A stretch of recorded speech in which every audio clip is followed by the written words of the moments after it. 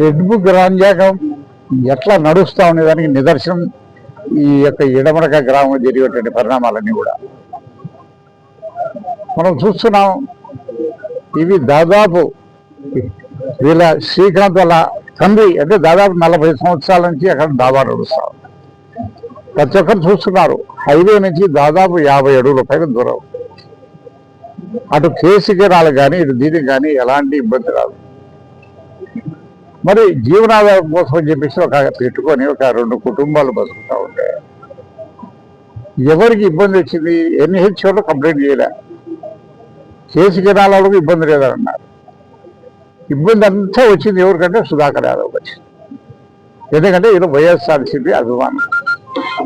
వాళ్ళు బాగా ఈ దాబా ద్వారా బతుకుతున్నారు, ఆ కుటుంబాలు బాగుపడుతున్నాయి.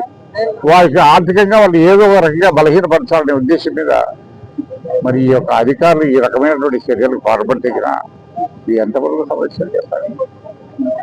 ఈరోజు నేను ఒకటే చెప్తున్నాను, అధికారులకు ఒకటే చెప్తున్నాను, జిల్లా కలెక్టర్ గారికి ఒకటే చెప్తున్నాను, ఎన్హెచ్ మీద కానీ కేసు కెనాల మీద కానీ ఎక్కడైనా కానీ ఎంక్రోచ్మెంట్స్ ఉంటే గినా అవన్నీ తొలగించండి. స్వచ్ఛందంగా మేము కూడా తొలగించుకోవడానికి సిద్ధంగా ఉన్నాం.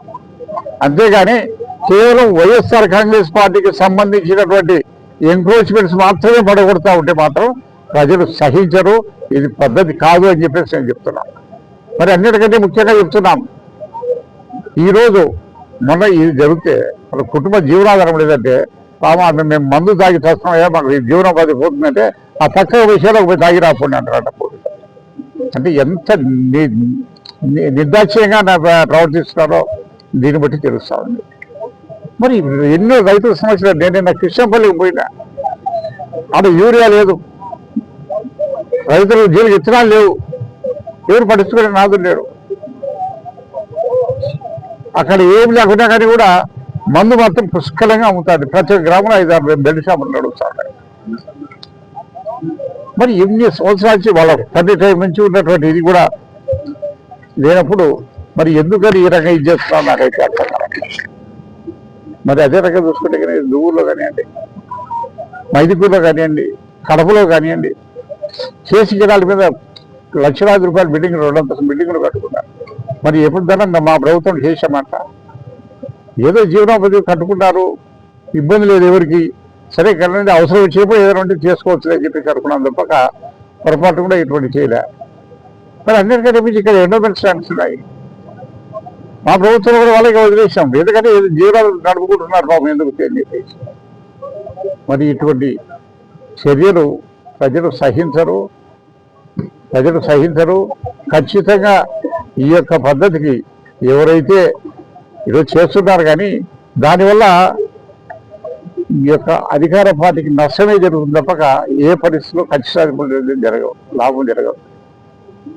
మరి ఎందుకంటే ఇవన్నీ కూడా చూస్తున్నారు.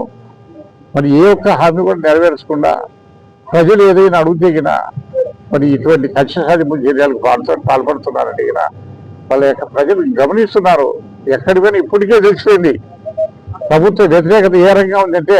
మీకు ఒక్కటే ఎగ్జాంపుల్, మరి జగన్మోహన్ రెడ్డి గారు ఎక్కడైనా పరామర్శించేదానికి కానీ రైతులు ఆదుకునేదానికని పోతే మరి అంత వేల మంది వస్తున్నారంటే దాని అర్థమేమి?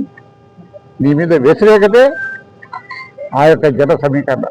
నువ్వు బ్యారికేడ్ పెట్టావు, పోలీసు బందోబస్తు పెట్టావు, వందలాది మందిని పోలీసులు పెట్టావు, అయినా కానీ జనం వస్తున్నారంటే దాని అర్థం ఏమి?